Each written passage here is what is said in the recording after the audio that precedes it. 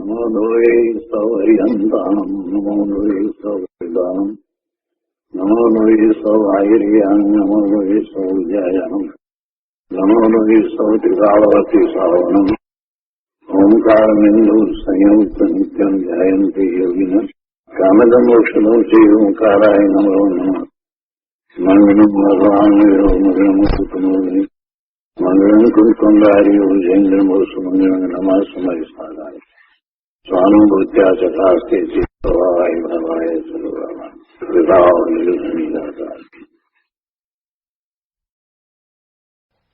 સમાધિ તંત્ર. આચાર્ય ભગવાન પૂજ્યપાદ સ્વામી રચિત સમાધિ તંત્ર તથા શ્રી પ્રભાચંદ્રજી રચિત સમાધિ તંત્રની ટીકા, એનો સ્વાધ્યાય ચાલે છે. એમાં આપણે 51મી ગાથા સુધી સ્વાધ્યાય પૂરો કર્યો છે અને 52મી ગાથાનો સ્વાધ્યાય ચાલે છે. 52માં શ્લોક અને તેનો અન્વયાર્થ તથા ટીકા કર્યા છે. હવે આજે ભાવાર્થથી આગળ સ્વાધ્યાય શરૂ કરીએ તે પહેલા સહેજ પુનરાવર્તન કરીએ. મૂળ ગાથામાં એમ કહ્યું કે યોગનો અભ્યાસ શરૂ કરનારને, યોગ એટલે આત્માનો યોગ, આત્મા સાથે જોડાણ, સ્વરૂપમાં એકાગ્રતા, એવા યોગનો અભ્યાસ શરૂ કરનારને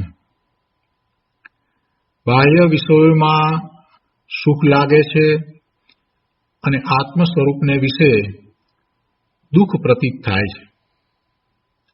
આત્મ સ્વરૂપને યથાર્થપણે જાણનારને, આત્માને જેણે અનુભવ સહિત જાણ્યો છે એવા જાણનારને, એના સારા અભ્યાસીને બાહ્ય પદાર્થોમાં જ દુઃખ થાય છે અને આત્મ સ્વરૂપમાં સુખનો અનુભવ થાય છે.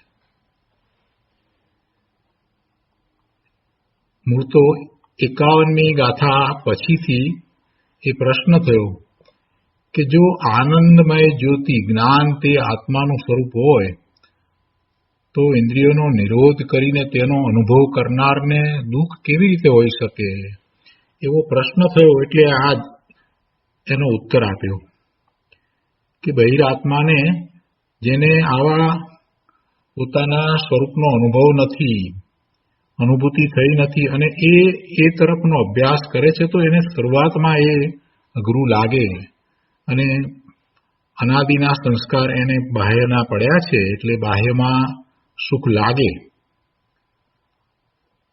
પણ એક વખત જેને સ્વાનુભૂતિ થાય છે એને તો પછી બાહ્ય પદાર્થમાં દુઃખ લાગે છે અને આત્મ સ્વરૂપમાં સુખનો અનુભવ થાય છે. એની ટીકા આપણે કરી છે. હવે ભાવાર્થમાં અહીંયા કહે છે કે યોગનો એટલે આત્મ સ્વરૂપનો પ્રથમવાર અનુભવ કરવાનો આરંભ કરનારને બાહ્ય વિષયોમાં સુખ જેવું લાગે છે અને આત્મ સ્વરૂપની ભાવનાના અભ્યાસમાં દુઃખ જેવું જણાય છે. શરૂઆત કરે છે ને ત્યારે હજી સ્વાનુભૂતિ થઈ નથી, આત્માના સ્વરૂપને જાણ્યું નથી, આત્મામાંથી આવતા આનંદનો અનુભવ નથી, એનું વેદન થયું નથી. એટલે જે કાંઈ પુરુષાર્થ કરે છે એમાં એને અઘરું લાગે, મુશ્કેલ લાગે, જ્યારે બહારમાં બહુ સહેલું લાગે.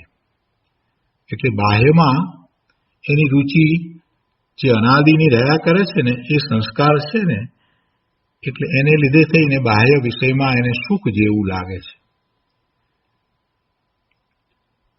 યોગનો એટલે આત્મ સ્વરૂપનો પ્રથમવાર અનુભવ કરવાનો આરંભ કરનારને, હજી તો એને આરંભ કર્યો છે, શરૂઆત કરી છે કે કેમ કરીને આત્મામાં જવાય, એવું જ્યારે એ કરી રહ્યો છે ત્યારે ઘણી વાર એમ થઈ જાય છે કે આ તો બહુ અઘરું છે અને એના કરતાં તો આ બાહ્યમાં જે કાંઈ કરીએ છીએ આપણે, ભક્તિ વગેરે કરીએ છીએ, એ સહેલું છે.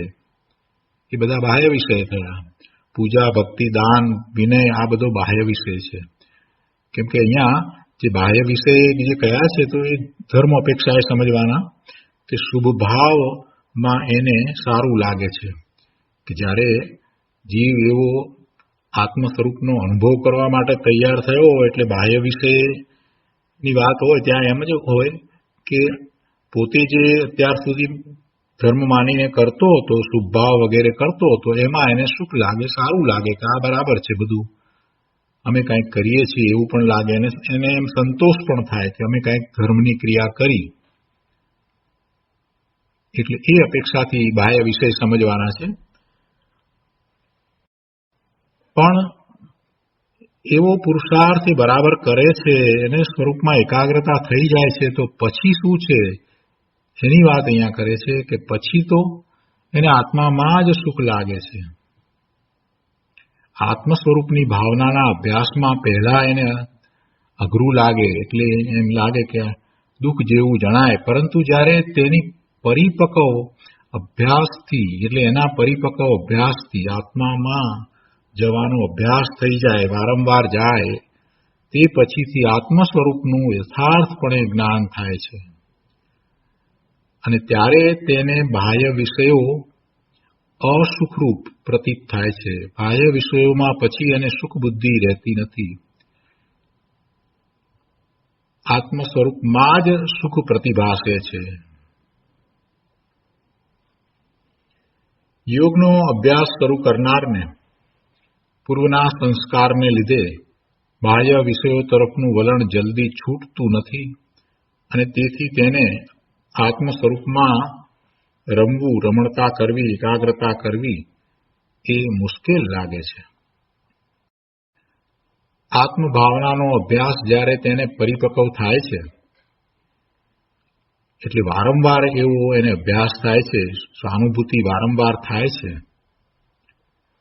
અને તે સ્વરૂપમાં સ્થિર થાય છે, ત્યારે તેને અતિન્દ્રિય આનંદનો અનુભવ થાય છે. હવે તેને બાહ્ય વિષયો બધા નીરસ લાગે છે, એમાં એને કોઈ રસ પડતો નથી. અતિન્દ્રિય આનંદનો અનુભવ થયા પછીથી, એક વખત અનુભવ થયા પછીથી પણ એ તરફનું વલણ થઈ જાય છે અને વારંવાર એવો અભ્યાસ થયા પછીથી તો એને બાહ્ય વિષયો નીરસ લાગે છે, બિલકુલ નીરસ લાગે છે અને એ બાહ્ય વિષયો ઉપરથી રૂચિ ઉઠી જાય છે અને આત્મ સ્વરૂપમાં જ વિહરવું ગમે છે, એમાં જ વિહાર કરવો ગમે છે, પોતાના સ્વરૂપમાં જ વિહાર કરવો ગમે છે. માટે શ્રી અમૃતચંદ્રાચાર્ય ભગવાન પણ જિજ્ઞાસુ જીવને ઉદ્દેશીને કહે છે કે હે ભાઈ, તું કોઈ પણ રીતે મહાકષ્ટે અથવા મરીને પણ તત્વોનો કૌતૂહલી થા અને શરીર આદિક મૂર્ત દ્રવ્યોનો એક મુહૂર્ત એટલે 2 ઘડી પાડોશી થઈ તેમનાથી ભિન્ન એવા તારા આત્માનો અનુભવ કર. તારા આત્માના ચૈતન્ય વિલાસને દેખતા જ આ શરીર આદિક મૂર્તિક પૂતગળો દ્રવ્યો સાથે એકપણાનો તારો મોહ છૂટી જશે. આ સમયસારમાંથી લીધું છે, સમયસાર કળશ 23. તો આપણે સમયસાર કળશ 23 અત્યારે લઈએ છીએ. જેમની પાસે સમયસાર હોય અને પુસ્તક રૂપે અથવા તો કોમ્પ્યુટરમાં તો સમયસાર ખોલો. પાના નંબર 61, કોમ્પ્યુટરમાં ગો ટુ પેજ નંબર 92. આ હજી પહેલો અધિકાર છે, પૂર્વરંગ અધિકાર છે અને એમાં આ કળશ 23 છે. ગાથા 25 પછીથી 23મો કળશ કહેવામાં આવ્યો છે. તો 23મો કળશ આ રીતે છે: અયી કથમપી ભૂત્વા તત્વ કૌતૂહલી સન અનુભવ ભવમૂર્તે પાર્શ્વવર્તી મુહૂર્તમ પૃથગત વિલસંતમ સ્વમ સમાલોક્યેન તેજસી સગીતિ મૂર્ત્યા સાકમ એવ એકત્વમોહમ. 23મા કળશનો અર્થ છે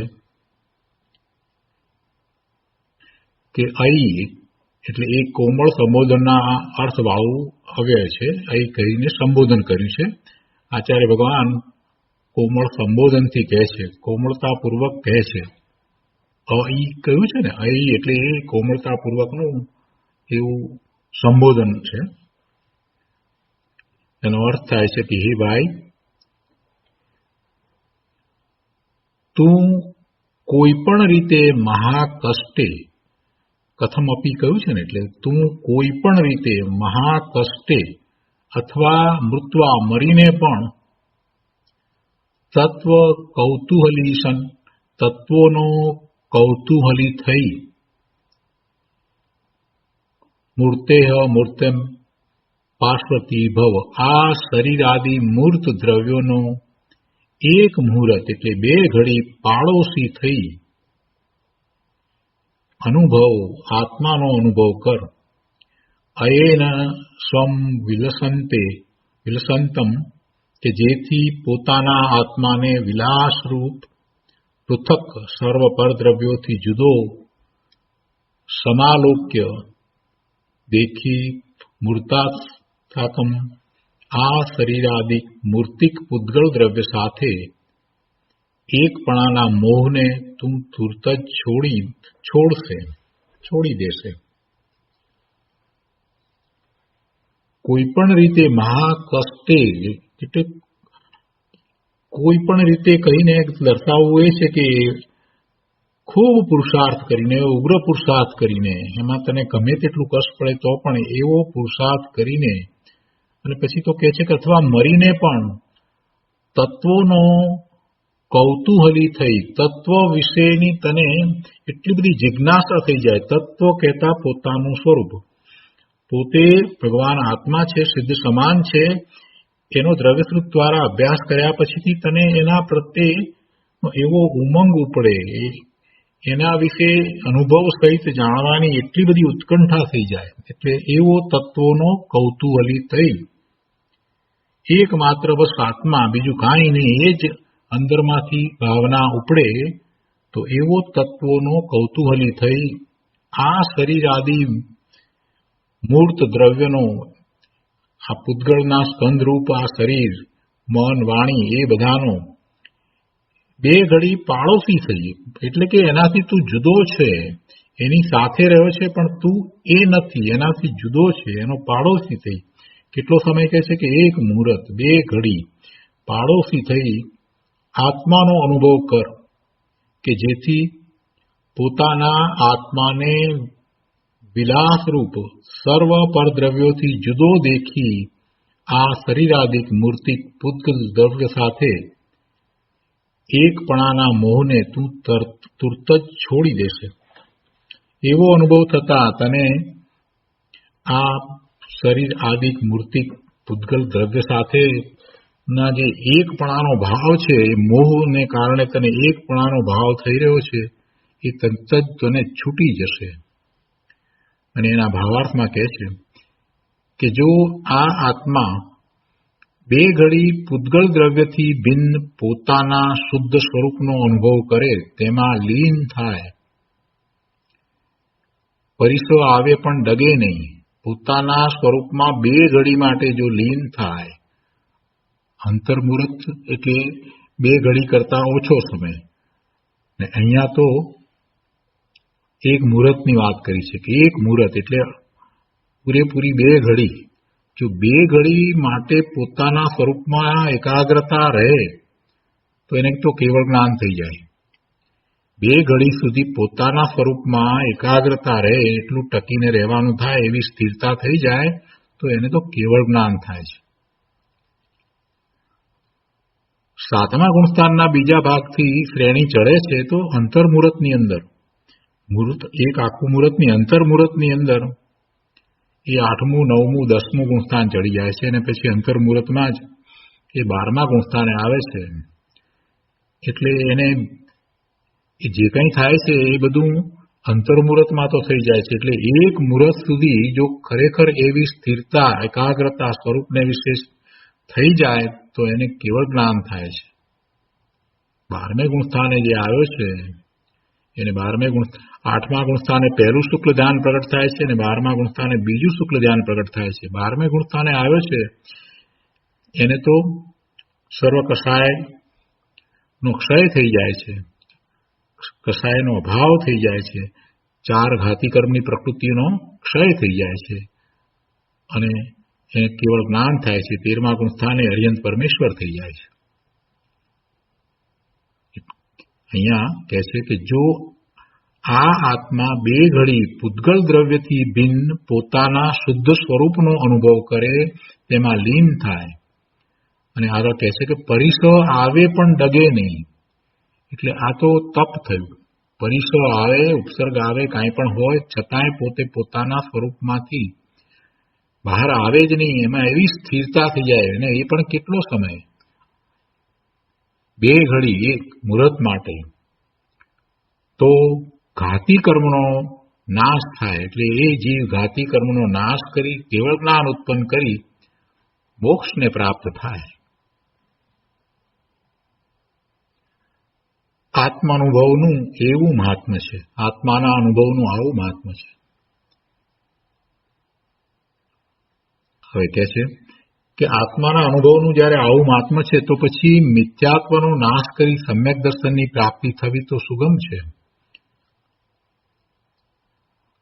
2 ઘડી સુધી સતત એટલી બધી એકાગ્રતા સહિત સ્વરૂપમાં સ્થિરતા થાય ત્યારે તો કેવળ જ્ઞાન થઈ જાય છે. તો પછી પોતાના સ્વરૂપનો અનુભવ થવો તો સહેલો છે, કેમ કે 2 ઘડી સુધી એને પરિસર આવે, કાંઈ પણ બહારમાં થાય તે છતાંય પોતાના સ્વરૂપમાંથી એ ચલિત થતા નથી. જો એમાં કોઈ જીદ હોતી નથી, એ એકાગ્રતા એ એમનો સર્વોત્તમ પુરુષાર્થ છે.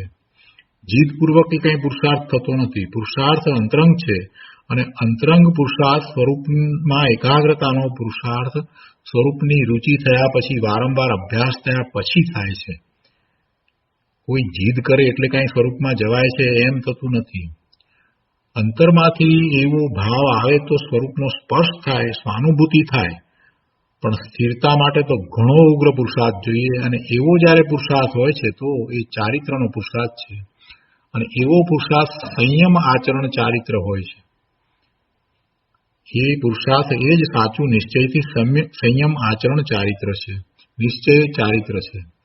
4થા ગુણસ્થાનની દશા અને 5મા ગુણસ્થાનની દશાની અંદર એવું સંયમ આચરણ ચારિત્ર હોતું નથી. 7મે 6ઠે ઝૂલતા મુનિરાજને એવું સંયમ આચરણ ચારિત્ર હોય છે. એ નિર્ગ્રંથ મુનિરાજ છે અને એમને જ એવું સંયમ આચરણ ચારિત્ર હોય છે. ઉમા સ્વાતિજી ભગવાને પહેલા જ સૂત્રમાં એમ કહ્યું કે સમ્યક દર્શન જ્ઞાન ચારિત્રાણી મોક્ષ માર્ગ. સમ્યક દર્શન એટલે સમ્યક શ્રદ્ધાન અનુભૂતિ સહિત અને સમ્યક જ્ઞાન પોતાના આત્માને એવું જ્ઞાન, આ 2 વાત તો 4થા ગુણસ્થાને એને થઈ જાય છે. પણ એવું જ ચારિત્ર, નિશ્ચય ચારિત્ર, સમ્યક ચારિત્ર એ 4થા ગુણસ્થાને નથી. 4થા ગુણસ્થાને તો હજી અવિરતી સમ્યક દ્રષ્ટિ છે, એને ચારિત્ર નથી. સંયમ આચરણ ચારિત્રને જ અહીંયા લેવામાં આવ્યું છે. ઉમા સ્વાતિજી ભગવાને જે ચારિત્રની વાત મોક્ષ માર્ગ તરીકે કરી છે એ સંયમ આચરણ ચારિત્ર છે અને સંયમ આચરણ ચારિત્ર વિના ખરેખર મોક્ષ માર્ગ થતો નથી. છતાં પણ કુંકુંદાચાર્ય ભગવાને સમ્યક દર્શન, સમ્યક જ્ઞાન સહિત 4થા ગુણસ્થાનની દશામાં સમ્યક્ત્વ આચરણ ચારિત્ર છે એને ચારિત્ર કહ્યું છે અને એથી એ ઉપચારથી મોક્ષ માર્ગ થાય છે, કેમ કે ત્યાં હજી અવિરતી સમ્યક દ્રષ્ટિ છે એને ચારિત્ર નથી. 4થા ગુણસ્થાને એને ચારિત્ર નથી. 5મા ગુણસ્થાને દેશ ચારિત્ર છે, એ પણ સંયમ ચારિત્ર નથી, એ પણ સંયમ નથી, નિર્ગ્રંથ મુનિ દશા નથી. મોક્ષ માર્ગમાં જે મોક્ષ માર્ગ નિશ્ચયથી કહો એમાં જે ચારિત્ર છે એ તો પોતાના સ્વરૂપમાં રમણતારૂપ ચારિત્ર છે, સ્થિરતારૂપ ચારિત્ર છે. અને એવું સ્થિરતારૂપ ચારિત્ર બાહ્યમાં 28 મૂળ ગુણ સહિત નગ્ન દિગંબર મુનિપણું હોય તો જ થાય, નહીતર થાય નહીં. નહીતર હોઈ શકે જ નહીં. એટલે જે ચારિત્રની વાત કરવામાં આવી છે એ સંયમ આચરણ ચારિત્રની વાત કરવામાં આવી છે. પણ ચોથા ગુણસ્થાનની ભૂમિકા એવી છે કે એના વિના ચોથા ગુણસ્થાનની ભૂમિકા વિના સંયમ આચરણ ચારિત્ર થઈ શકતું નથી. એટલે કે સમ્યક દર્શન થયા વિના કાંઈ સાતમું ગુણસ્થાન મુનિદશા આવતી નથી. એટલે એનું મહત્વ છે. અને એટલા માટે જ સમ્યક્ત્વ થાય, ચોથું ગુણસ્થાન આવે એટલે એને ધર્મની શરૂઆત થઈ, મોક્ષ માર્ગનું પહેલું પગથિયું કહેવામાં આવ્યું છે. અને ત્યાં જે ચારિત્ર છે એ સમ્યક્ત્વ આચરણ ચારિત્ર છે. અને કુંકુંદાચાર્ય ભગવાને સમ્યક્ત્વ આચરણ ચારિત્રને ઉપચારથી મોક્ષ માર્ગ કહ્યો છે.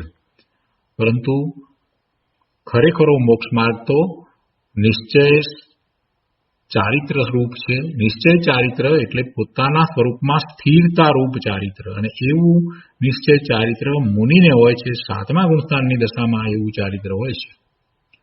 અહીંયા તો એ વાત કરી કે સાતમા ગુણસ્થાનની દશામાં છે ત્યારે જે સાતમે છઠ્ઠે થાય છે તો એ બહાર આવી જાય છે. પણ જો એને સ્થિરતા થઈ જાય છે, એટલે કે સાતમા ગુણસ્થાનના બીજા ભાગમાં એ મુનિરાજ પોતે શ્રેણી ચડી જાય છે, તો આઠમા ગુણસ્થાને પહેલું શુક્લ ધ્યાન પ્રગટ થાય છે.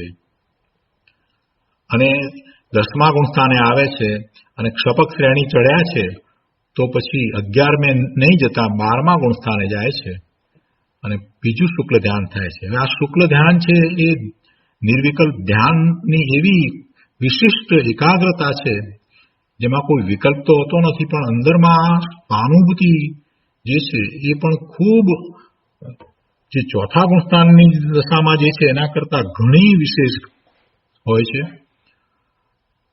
એટલે બહારમાં કોઈ પણ પ્રકારના પરિસર આવે કે ઉપસર્ગ થાય તો એ તરફ એમનું લક્ષ્ય સહજપણે જતું નથી. એટલે કોઈ જીદનો પ્રશ્ન જ નથી, સ્વરૂપમાં જ એવી એકાગ્રતા થઈ જાય છે. એ શ્રેણી ચડવાની દશા જે છે એની અહીંયા વાત લીધી કે 2 ઘડી માટે એટલે 1 મુહૂર્ત પર્યંત એવી સ્થિરતા લીનતા થઈ જાય છે તો એ શ્રેણી ચડે છે અને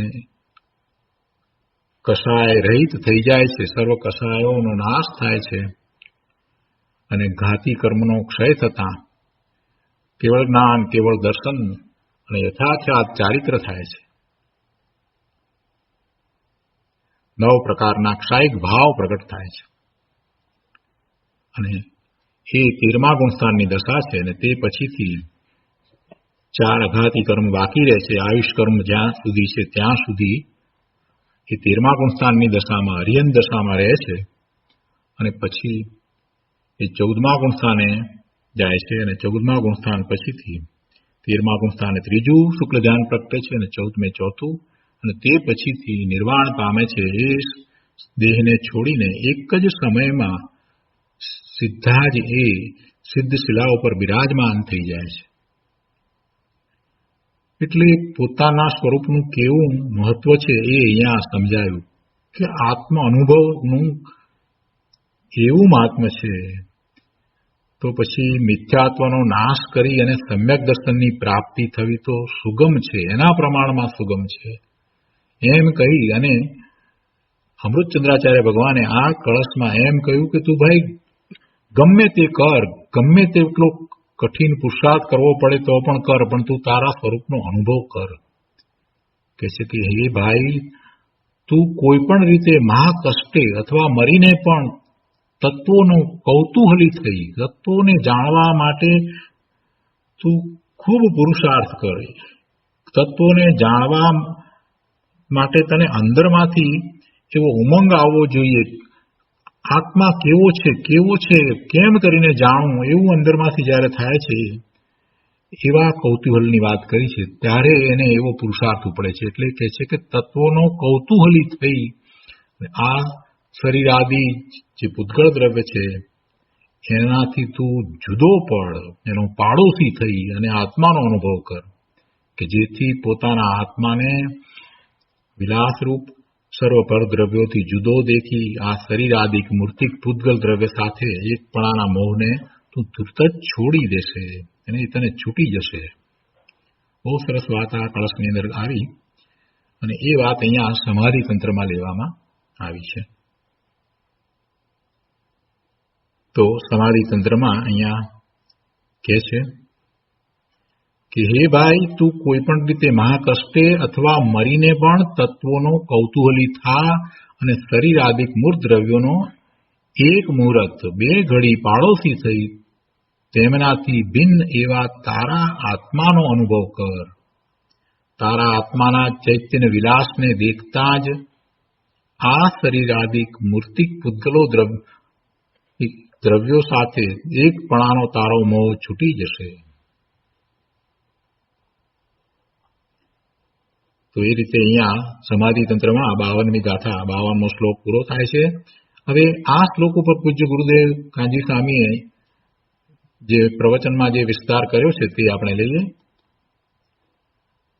આત્મભાવના પુસ્તકમાં પાના નંબર 207. આત્મભાવનામાં દુઃખ નથી. શિષ્યનો જે પ્રશ્ન હતો ને એનો સીધો જવાબ અહીંયા જ આપી દીધો છે ગુરુદેવે તો, કે આત્મભાવનામાં દુઃખ નથી. આત્મભાવનામાં તત્પર જીવને બહારમાં દુઃખ લાગે છે. આત્મભાવનામાં દુઃખ નથી એ પહેલી વાત કરી.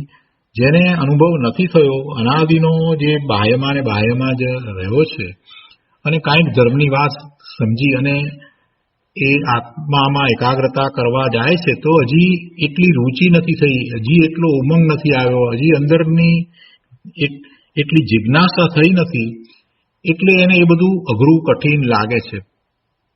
પણ પછી જ્યારે અનુભવ થાય છે તો વાત જુદી થઈ જાય છે.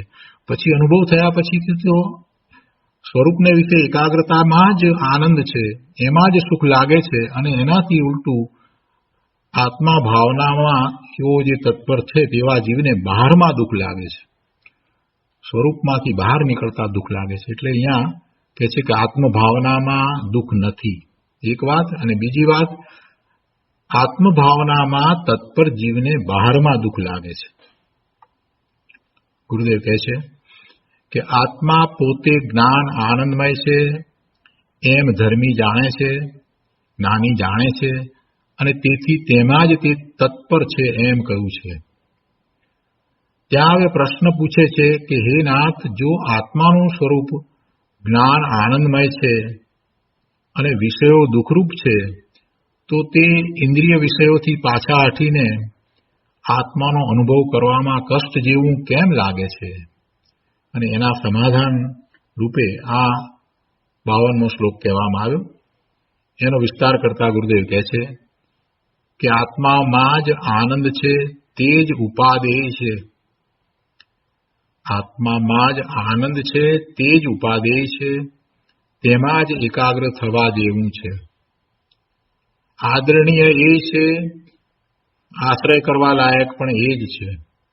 એ ઉપાદેય છે, તેમાં જ એકાગ્ર થવા જેવું છે. એવી રુચિ અને ભાવના તો છે,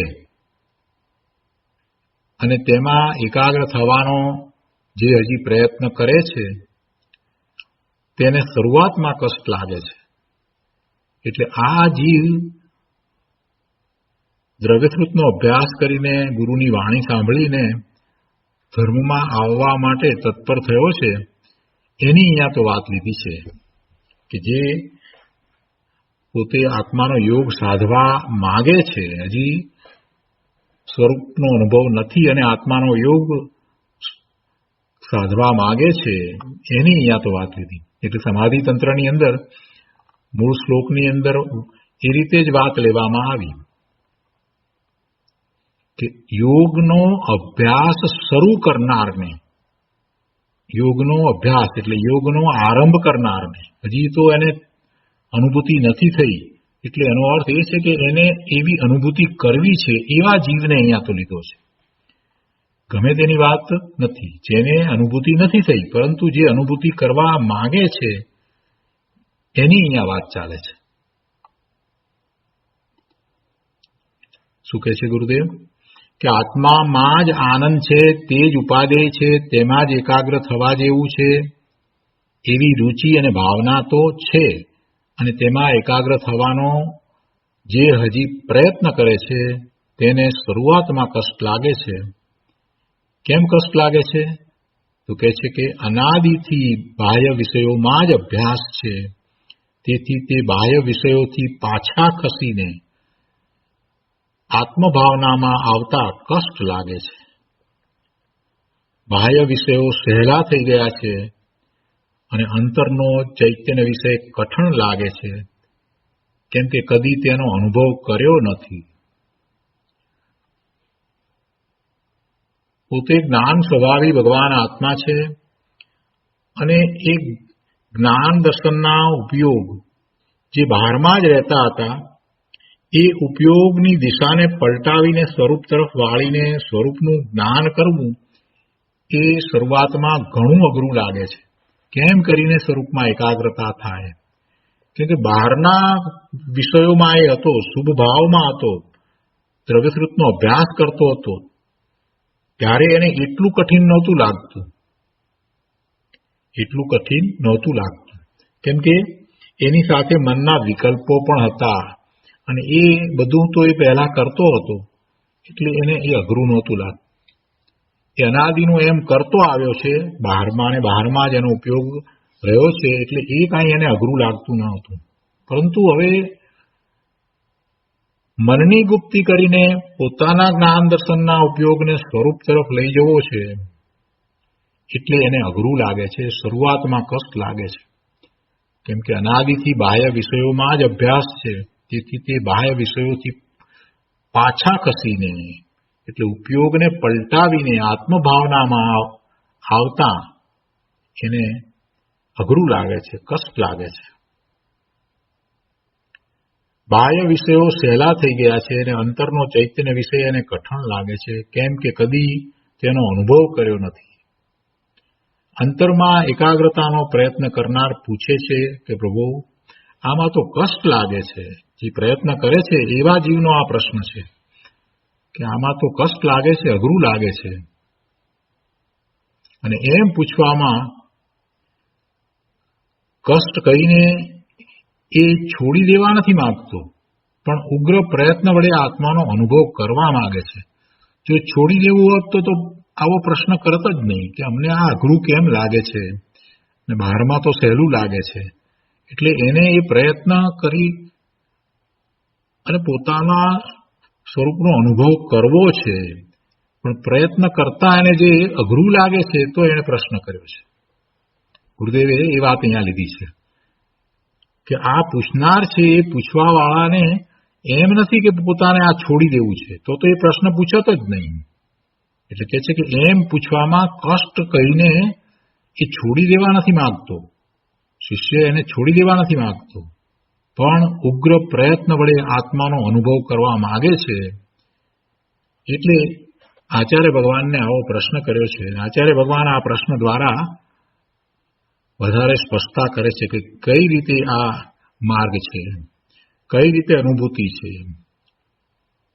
આચાર્યદેવ કહે છે કે અરે ભાઈ, અણઅભ્યાસને કારણે અભ્યાસ નથી, માટે શરૂઆતમાં તને કષ્ટ જેવું લાગશે, ખરેખર કષ્ટ નથી. મનની ગુપ્તી કરવી છે ને એટલે એને કષ્ટ જેવું લાગે. મન વિકલ્પોથી શાંત થાય તો ખરેખર તો શાંતિનો અનુભવ થાય, પણ એને વિકલ્પોને એટલા બધા ગોળ્યા છે કે એને શાંત પાડવા એ અઘરું થઈ જાય છે. કેટલાય વિકલ્પોની વચ્ચે રહ્યો છે અને નવા નવા વિષયો રોજ જાણે છે, એટલે એટલા વિષયો જાણતા એને એટલા વિકલ્પો વધતા જાય છે. જેટલા લોકોને મળીએ આપણે, જેટલાની વાત સાંભળીએ એના વિચાર આવે. એક કોઈક કાર્યક્રમમાં જઈને આવ્યા હોઈએ અને 50 માણસને જો આપણે ત્યાં મળ્યા હોઈએ તો 50 માણસો કે જે વાત કરી હોય એમાંથી ઓછામાં ઓછા 15-20 માણસની વાત તો આપણને યાદ રહી હોય તો આપણો આવીને બીજા 2 કલાકનો સમય બગડે. દ્રવ્યશ્રુતનો અભ્યાસ કરવા માંગીએ તો એકાગ્રતા થાય નહીં, કેમ કે આપણે જાણી જોઈને વિકલ્પો ઊભા કરીએ છીએ. એટલે વિકલ્પોમાં રાચી રહેવું અનાદિનું આમ જ ચાલ્યું આવે છે, એટલે અઘરું થઈ ગયું છે. કેટલા બધા વિકલ્પો, કેટલા પ્રકારના વિકલ્પો. જુદી જુદી વસ્તુનો વિચાર કરીએ એટલે એના સંબંધીના વિકલ્પો, જુદી જુદી વ્યક્તિઓને મળીએ એટલે એના સંબંધીના વિકલ્પો, જુદા જુદાના સંબંધોને જાણીએ, ત્રીજી વ્યક્તિનો ચોથી વ્યક્તિ સાથેનો સંબંધ ને ચોથી વ્યક્તિનો પાંચમી વ્યક્તિ સાથેનો સંબંધ ને એની બે જણની વાત ને આ બધામાં આપણે પડીએ એટલે બધાના વિકલ્પ આપણને તો આવે જ. અને એ વિકલ્પને સમાવી દેવા અને શાંત પડવું એ પછી અઘરું લાગે છે. જેને નિર્વિકલ્પતાનો અભ્યાસ નથી, વિકલ્પ રહિત થવા માટેની આખી પ્રક્રિયા જેને જાણી નથી, એ એના અભ્યાસ વિના આત્મામાં જઈ શકતો નથી. અહીંયા કહે છે કે ભાઈ, અણઅભ્યાસને કારણે શરૂઆતમાં તને કષ્ટ જેવું લાગશે, પણ અંતર પ્રયત્નથી આત્માનો અનુભવ થતાં એવો અપૂર્વ આનંદ થશે કે તેના સિવાય બહારના બધા વિષયો કષ્ટરૂપ અને દુઃખરૂપ લાગશે. એક વખત એનો અનુભવ થયા પછીથી બહારમાં બધું જ તને દુઃખરૂપ લાગશે. બહારમાં ક્યાંય કંઈ પણ તને સુખરૂપ નહીં લાગે. એકમાત્ર તને સ્વરૂપમાંથી આવતા આનંદ સિવાય બીજું કાંઈ સુખરૂપ નહીં લાગે. એ જ તારું સુખ છે. એક વખત અનુભવ થતાં એવો અપૂર્વ આનંદ થશે કે તેના સિવાય બહારના બધા વિષયો કષ્ટરૂપ દુઃખરૂપ લાગશે. આગળ કહે છે, અંતર્મુખ થવાનો પ્રયત્ન કરતા કરતા તેમાં શાંતિ દેખાશે અને પરિણામમાં ઉલ્લાસ થશે. જો ગુરુદેવે આખી પ્રક્રિયા અહીંયા લીધી છે. અંતર્મુખ થવાનો પ્રયત્ન કરતા કરતા, અંતર્મુખ તો હજી થયો નથી પણ એનો પ્રયત્ન કરે છે તો પહેલા શરૂઆતમાં અઘરું લાગે છે, પણ જેમ વિકલ્પો ઘટતા જાય છે તેમ એને શાંતિ લાગે છે. અંતર્મુખ થવાનો પ્રયત્ન કરતા કરતા તેમાં શાંતિ દેખાશે અને પરિણામમાં ઉલ્લાસ થશે. પછી અનુભવનો ઉદ્યમ કરતા, આત્માના અનુભવ માટેનો વિશેષ પુરુષાર્થ કરતા, એવો ઉદ્યમ કરતા કરતા જ્યાં નિર્વિકલ્પ આનંદની અનુભૂતિ થઈ એટલે કે સમ્યક દર્શન થયું, ત્યાં ધર્મી વારંવાર તેની જ ભાવના કરે છે. એક વખત એવી સ્વાનુભૂતિ થઈ અને આનંદનું વેદન થયું પછી એ બહાર આવ્યા પછીથી એની જ ભાવના કરે છે. સ્વરૂપ તરફ જ દ્રષ્ટિ રહે છે. પોતાને જેવો બધાથી જુદો અનુભવ્યો, જે ભેદ જ્ઞાન દ્વારા વસ્તુ સ્વરૂપને સમજ્યો હતો, એવું જ એને અનુભવાયું એટલે પછી એની જ ભાવના રહ્યા કરે છે અને તેને આત્મામાં જ સુખ લાગે છે તથા બાહ્ય વિષયો દુઃખરૂપ લાગે છે. આનંદનો અનુભવ ન હતો, આત્માની શાંતિ દેખાતી ન હતી, ત્યારે તો અંતરના અનુભવનો ઉદ્યમ કરવામાં કષ્ટ લાગતું. પહેલા જ્યારે અનુભવ ન હતો ત્યારે એને આત્માની અનુભૂતિનો પુરુષાર્થ કરવો અઘરો લાગતો હતો. આત્માના આનંદનો અનુભવ ન હતો, આત્માની શાંતિ દેખાતી ન હતી, ત્યારે તો અંતરના અનુભવનો ઉદ્યમ કરવામાં કષ્ટ લાગતું અને બહારમાં સુખ લાગતું. તેને આત્માના આનંદની રુચિ,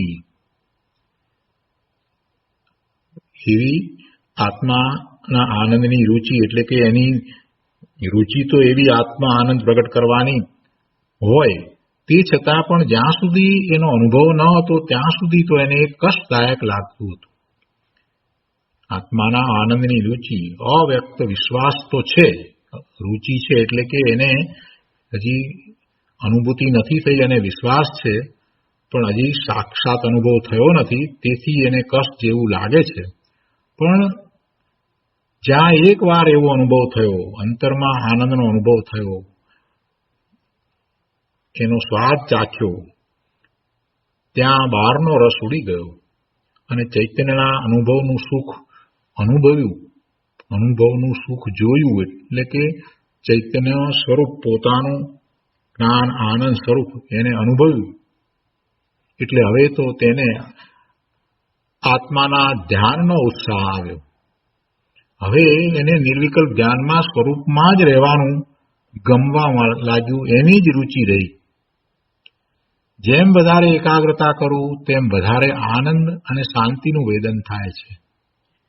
જેમ જેમ એકાગ્રતા વધારતો જઉં છું, એવી એકાગ્રતા કે બહારમાં બીજું કાંઈ પણ થઈ રહ્યું હોય, ચાલી રહ્યું હોય, તો એ પોતાને કોઈ રીતે ડિસ્ટર્બ ન કરે, કોઈ રીતે એનાથી એ પોતે ચલિત ન થાય, વિચલિત ન થાય, એ તરફ એનું લક્ષ પણ ન જાય, એવી એકાગ્રતા. એટલે જેમ જેમ વધારે એકાગ્રતા કરું તેમ વધારે આનંદ અને શાંતિનું વેદન થાય છે. ચોથા ગુણસ્થાનની ભૂમિકામાં જે એકાગ્રતા છે એના કરતા સાતમા ગુણસ્થાનની ભૂમિકામાં જે એકાગ્રતા છે તે ઘણી ઉત્કૃષ્ટ છે. એના કરતા અસંખ્ય પ્રકારે એ વિશેષ એકાગ્રતા છે. અસંખ્યાત ગણી એ વિશેષ એકાગ્રતા છે. સાતમા ગુણસ્થાનની દશા અને ચોથા ગુણસ્થાનની દશામાં ઘણો ફેર છે. આને તો માત્ર સ્વાનુભૂતિ છે, અને પેલા સાતમા ગુણસ્થાને છે એને તો એવી અલૌકિક દશા છે કે એમાં એકાગ્રતા કરતા કરતા સ્થિર થઈ જાય છે, એમાં રમણતા કરે છે, ઘણો સમય સુધી સ્વરૂપમાં રહે છે. અહીંયા કહે છે, આનંદનો સ્વાદ જ્યાં સુધી ચાખ્યો ન હતો ત્યાં સુધી તેમાં કષ્ટ લાગતું, પણ હવે જ્યાં આનંદનો સ્વાદ ચાખ્યો, આત્મામાંથી આવતા આનંદની અનુભૂતિ, એનો સ્વાદ ચાખ્યો, ત્યાં ધર્મીને તેમાંથી બહાર નીકળવું ગમતું નથી. એમાંથી બહાર નીકળવું દુઃખરૂપ લાગે છે, કષ્ટરૂપ લાગે છે. અજ્ઞાન દશામાં અનાદિના સંસ્કારને લીધે વિષયો રુચિકર ભાસતા અને આત્મા કષ્ટરૂપ લાગતો, પણ જ્યાં આત્મભાવનામાં એકાગ્ર થઈને તેના આનંદનું વેદન કર્યું, ત્યાં આત્મા જ રુચિકર થયો અને બાહ્ય સમસ્ત વિષયોની રુચિ છૂટી ગઈ. હવે તેને ચૈતન્યના અનુભવથી બહાર નીકળીને પરભાવમાં આવવું તે દુઃખરૂપ લાગે છે, તે દુઃખ લાગે છે. અને ચૈતન્ય સ્વરૂપની ભાવનામાં પોતાના સ્વરૂપમાં એકાગ્રતા કરવામાં જ સુખ લાગે છે. ચૈતન્યનો વારંવાર અભ્યાસ અને તેની ભાવના વડે તે સહેલું લાગે છે, સહેલું થતું જાય છે, ઘણું સહેલું થઈ જાય છે. પછી તો સ્વરૂપમાં જવું એને ઘણું સહેલું લાગે છે. એ જ સહજ લાગે છે, એ જ એને સહજ લાગે છે. તેના આનંદની નિકટતા થતાં બાહ્ય વિષયોમાંથી સુખ બુદ્ધિ છૂટી જાય છે. બાહ્ય વિષયોમાંથી જેમ જેમ સુખ બુદ્ધિ છૂટતી જાય છે, ઘટતી જાય છે, હવે બિલકુલ બાહ્યમાં કોઈ સુખ બુદ્ધિ રહી જ નથી. વારંવાર સ્વરૂપનો અનુભવ કરે છે, પછી તો એને બાહ્યમાં કોઈ સુખ બુદ્ધિ રહેતી નથી. એટલે વિકલ્પો ઓછા થઈ જાય છે. અને નિર્વિકલ્પ ધ્યાન તરત જ થઈ જાય છે. પોતાની સહજ દશાને એ તરત જ પ્રાપ્ત કરી લે છે. પોતાના જ્ઞાન દર્શનના ઉપયોગને ક્ષણવારમાં એ સ્વરૂપ સન્મુખ કરી દે છે. એટલે સહેલું લાગે છે. તેના આનંદની નિકટતા થતાં બાહ્ય વિષયોમાંથી સુખ બુદ્ધિ છૂટી જાય છે. જેમ માછલાની રુચિ શીતળ જળમાં પોષાણી છે, તેમાંથી બહાર રેતીમાં કે તડકામાં આવતા તે દુઃખથી તરફડે છે, તેમ ધર્માત્મા જ્ઞાનીની રુચિ પોતાના શાંત ચૈતન્ય સરોવરમાં જ પોષાણી છે. તે શાંતિના વેદનમાંથી બહાર નીકળીને પુણ્ય કે પાપના ભાવમાં આવે તો એને ગમતું નથી. એ બધું એને દુઃખરૂપ લાગે છે. શું કહે છે કે ધર્માત્મા જ્ઞાનીની રુચિ પોતાના શાંત ચૈતન્ય સરોવરમાં જ પોષાણી છે. તે શાંતિના વેદનમાંથી બહાર નીકળીને શુભ ભાવ કે ક્યારેક અશુભ ભાવ તો ગમતો જ નથી, હોતોય નથી. ચોથા ગુણસ્થાનની અને પાંચમા ગુણસ્થાનની દશામાં ક્યારેક એવા અલ્પ એવા ભાવ હોય એટલે કોઈ હિંસા, ચોરી, જૂઠું એવા ભાવ નથી હોતા, પણ જે શુભ ભાવ નથી અને જે કંઈ બીજું કરવાના ભાવ, કાંઈ પણ વેપાર ધંધા વગેરેના ભાવ છે, એ બધાને પાપના ભાવ કહે છે. એટલે કહે છે કે નીકળીને પુણ્ય કે પાપના ભાવમાં આવવું જ પડે તો તે તેમને દુઃખરૂપ લાગે છે. જેણે આત્માની અતિન્દ્રિય શાંતિ કદી દેખી નથી અને બાહ્ય વિષયોમાં જ રાચી રહ્યો છે, એને બાહ્ય વિષયોને જ દેખ્યા છે, એમાં જ સુખની બુદ્ધિ કરી છે, તેને આત્માના અનુભવનો પ્રયત્ન કરતા શરૂઆતમાં કષ્ટ લાગે છે, અઘરું લાગે છે.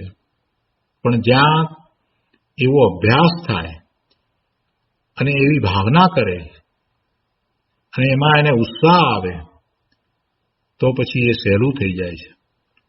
અભ્યાસ થતાં એ સહેલું થાય છે. અભ્યાસ દશામાં જરા કષ્ટ લાગે છે, પણ જ્યાં એ અભ્યાસ પૂરો થયો, પૂરો પ્રયત્ન બરાબર થઈ જાય છે, જ્યાં પૂરો પ્રયત્ન કરી અને આત્માના આનંદનો અનુભવ કરે છે, ત્યાં ચૈતન્ય સુખના રસ પાસે તેને આખું જગત નિરસ લાગે છે. સમસ્ત વિષયો દુઃખરૂપ લાગે છે. અહીંયા એક સરસ વાત બીજી ગુરુદેવે મૂકી છે કે નરકમાં રહેલા કોઈ સમકીતી જીવને, સમ્યક દ્રષ્ટિ જીવ છે અને નરકમાં છે, તો એના વિશે કહે છે કે નરકમાં રહેલા કોઈ સમકીતી જીવને આત્માના અતિન્દ્રિય આનંદના વેદનની જે શાંતિ આવે છે, તેવી શાંતિ મિથ્યા દ્રષ્ટિને સ્વર્ગના વૈભવમાં પણ નથી. શું કહે છે? નરકમાં છે પણ સમ્યક દ્રષ્ટિ છે તો એને શાંતિ છે. જ્યારે પેલા મિથ્યા દ્રષ્ટિને કે જે સ્વર્ગમાં છે, પુણ્યના બંધને કારણે એ સ્વર્ગમાં ગયો છે, અને પેલા સમ્યક દ્રષ્ટિ જે છે એને પૂર્વે કરેલા પાપને કારણે બંધ પડી ગયો આયુષ્યનો નરકનું, તો નરકનું આયુષ્ય બંધાયું છે પણ પછીથી સમ્યક્ત્વ પ્રગટ થયું છે. તો એવા સમકીતીને નરકમાં પણ શાંતિ લાગે છે. જ્યારે પેલો મિથ્યા દ્રષ્ટિ સમ્યક દર્શન વિનાનો શુભભાવને કારણે પુણ્યનો બંધ કરીને સ્વર્ગમાં ગયો છે, તો એને એવી શાંતિ નથી. શાંતિ નથી.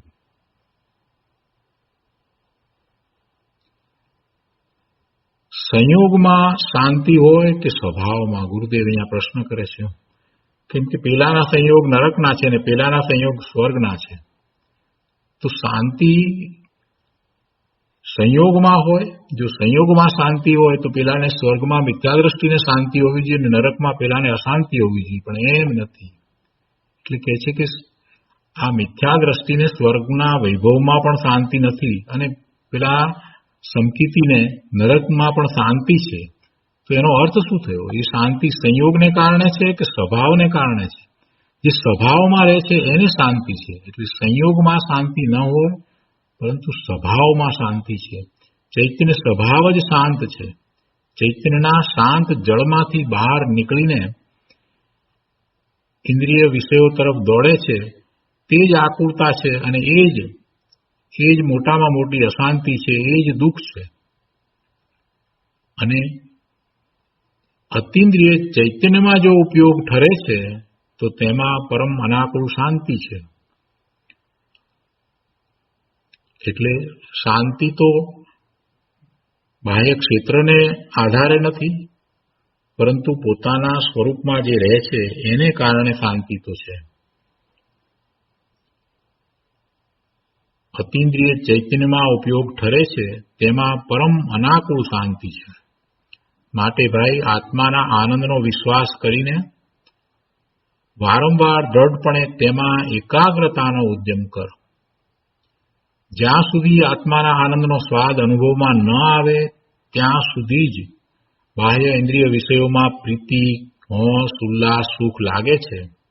પણ એક વખત અતિન્દ્રિયપણે પોતાના આત્મામાંથી આવતાનો અનુભવ થાય છે, પછી આખી વાત બદલાઈ જાય છે અને પછી આત્માના અનુભવમાં કોઈ કષ્ટ નથી લાગતું, પરંતુ એની તો રુચિ થઈ જાય છે. સ્વરૂપમાં જ આનંદ લાગે છે, સ્વરૂપમાં જ સુખ લાગે છે. અહીંયા કહે છે કે જ્યાં સુધી આત્માના આનંદનો સ્વાદ અનુભવમાં ન આવે ત્યાં સુધી જ બાહ્ય ઇન્દ્રિય વિષયોમાં પ્રીતિ, હોશ, ઉલ્લાસ, સુખ લાગે છે અને આત્માના અનુભવમાં કષ્ટ લાગે છે. પણ જ્યાં ચૈતન્યના આનંદનું વેદન થયું ત્યાં આત્માના આનંદની જ પ્રીતિ, હોશ, ઉલ્લાસ અને ભાવના થાય છે. પછી તેમાં કષ્ટ નથી લાગતું અને બાહ્ય વિષયો એ સુખકર નથી લાગતા, પણ બાહ્ય વિષયો કષ્ટરૂપ લાગે છે. જ્યાં આનંદ અને શાંતિનો સ્વાદ આત્મામાંથી આવે તેમાં કષ્ટ કેમ લાગે? જેણે તે સ્વાદ ચાખ્યો નથી તેને જ કષ્ટ લાગે છે. વળી એક ઉદાહરણ આપીને ગુરુદેવ સમજાવે છે અહીંયા કે જેમ એક માણસ સદાય ખારું, ભાંભરું, મેલું પાણી જ પીતો હોય, ખારું પાણી, મળકું પાણી એવું જ પાણી પીતો હોય, મીઠું સ્વચ્છ પાણી ઘરમાં ઊંડે કૂવામાં હોય પણ તે કદી ચાખ્યું ન હોય, તેની ખબર પણ ન હોય, પણ જ્યારે એને એ મીઠા પાણીને ચાખવાનો પ્રસંગ બને, એટલે કે જ્યાં તેને પોતાના મીઠા કૂવાની ખબર પડી અને તેનું સ્વચ્છ પાણી ચાખ્યું, ત્યાં પેલા ખારા પાણીનો રસ ઉડી ગયો.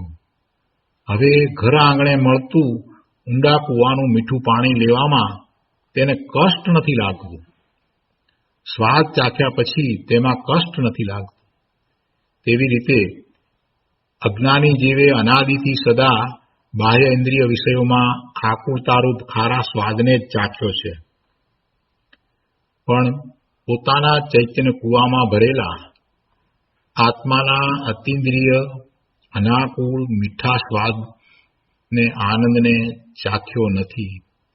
તેથી તેના પ્રયત્નમાં પહેલા એને કષ્ટ લાગે છે, પણ જ્યાં અંતર્મુખ ચૈતન્ય કૂવામાં ઊંડે ઉતરીને વિષયોથી રહિત આનંદનો સ્વાદ ચાખ્યો, વિષયાતીત આનંદ, વિષયોથી રહિત, પાંચેય ઇન્દ્રિયો અને છઠ્ઠું મન જેમાં નથી અને માત્ર અતિન્દ્રિયપણે પોતાના આત્મામાંથી આવતા આનંદનો અનુભવ છે, એ સ્વાદની વાત કરી છે. એવા આનંદનો સ્વાદ ચાખ્યો ત્યાં તેના વારંવાર પ્રયત્નમાં તેને જરાય કષ્ટ લાગતું નથી.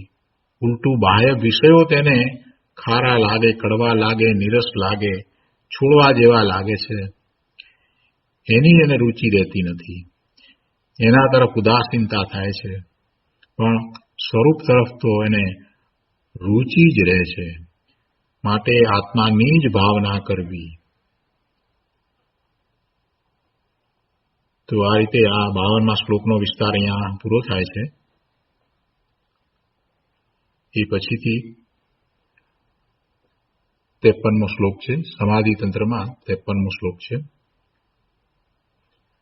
તો આ ભાવનાની જે વાત કરી, તો એ ભાવના આ રીતે કરવી એમ કહી અને 53મો શ્લોક કહેવામાં આવ્યો છે.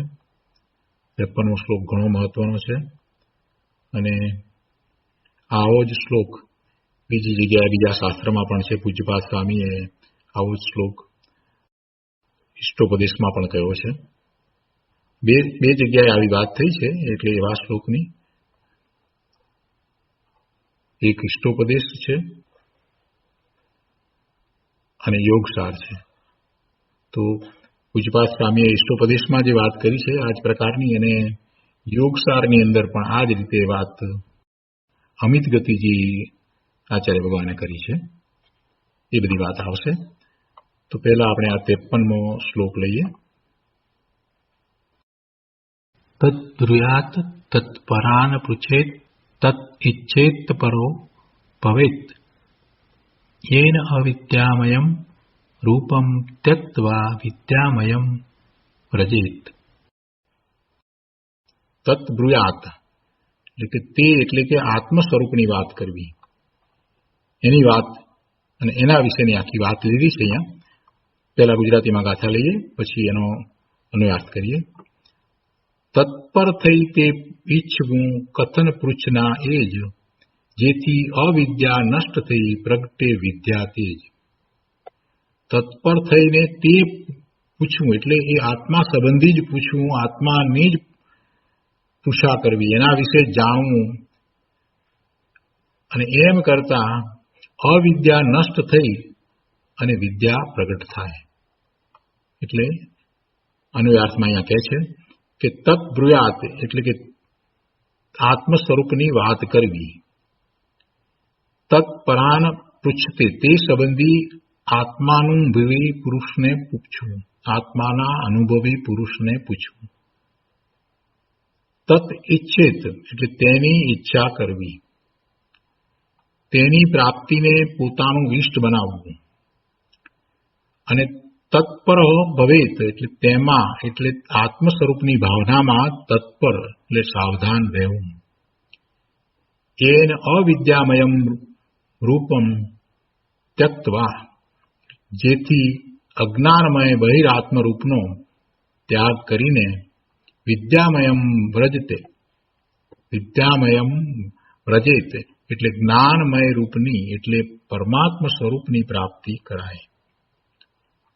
શું કહે છે અન્વયાર્થમાં? કે તે એટલે શેની વાત છે? આત્માની વાત છે, આત્માના સ્વરૂપની વાત છે, એની ભાવના કરવાની વાત છે. એ વાત 52મી ગાથામાં આવી તો એના સંબંધમાં આ શ્લોક કહેવામાં આવ્યો છે. એટલે અહીંયા કહે છે કે તે એટલે આત્મ સ્વરૂપની વાત કરવી, આત્મ સ્વરૂપની વાત કરવી. બીજું શું કરવું? તો કહે છે કે એ સંબંધી આત્મ સ્વરૂપની વાત સંબંધી આત્માના અનુભવી, જેમને આત્માનો અનુભવ થયો છે, સ્વાનુભૂતિ થઈ છે, એવા પુરુષોને પૂછવું, એવા જીવોને પૂછવું, એવી વ્યક્તિઓની સાથે સત્સંગ આદિ કરવા. પૂછવું એટલે એમની પાસે જઈ અને વસ્તુ સ્વરૂપને વિશેષતાથી સમજવું. બે વાત લીધી. પહેલી વાત એ લીધી કે આત્મ સ્વરૂપની વાત કરવી, બીજી વાત ન કરવી, આત્મા સિવાય બીજી વાત ન કરવી. અને તે સંબંધી આત્મ અનુભવી પુરુષોને પૂછવું, બે વાત. ત્રીજી વાત છે તેની ઈચ્છા કરવી, તેની પ્રાપ્તિની ઈચ્છા કરવી, તેની પ્રાપ્તિને પોતાનું ઇષ્ટ બનાવવું. તેની પ્રાપ્તિ જ પોતાનું ઇષ્ટ છે. આત્મ સ્વરૂપની પ્રાપ્તિની ઈચ્છા કરવી, એની જ ભાવના કરવી, અને એ પોતાનું ઇષ્ટ છે, એ પોતાને ઇષ્ટ છે, એ પોતાને હિતકારી છે. અને ચોથી વાત કહે છે કે તેમાં એટલે આત્મ સ્વરૂપની ભાવનામાં તત્પર રહેવું, સાવધાન રહેવું. આત્મ સ્વરૂપની ભાવનામાં તત્પર અને સાવધાન રહેવું, જેથી અજ્ઞાનમય બહિરાત્મ રૂપનો ત્યાગ કરીને જ્ઞાનમય રૂપની એટલે કે પરમાત્મા સ્વરૂપની પ્રાપ્તિ કરાય. આ રીતે અન્વયાર્થ છે. તે પછીથી ટીકા, ભાવાર્થ, વિશેષ અને પૂજ્ય ગુરુદેવ કાંજી સ્વામીનું પ્રવચન એ બધું આવશે. આજનો સ્વાધ્યાય અહીંયા સુધી રાખીએ છીએ. હવે સુખધામ બોલીએ. સુખધામ અનંત સુસંત ચરી દિન રાત રહે તદ ધ્યાન મહી પ્રકાંતિ અનંત સુધામય પ્રણમુ પદ સેવરતે જયતે પ્રણમુ પદ સેવરતે જયતે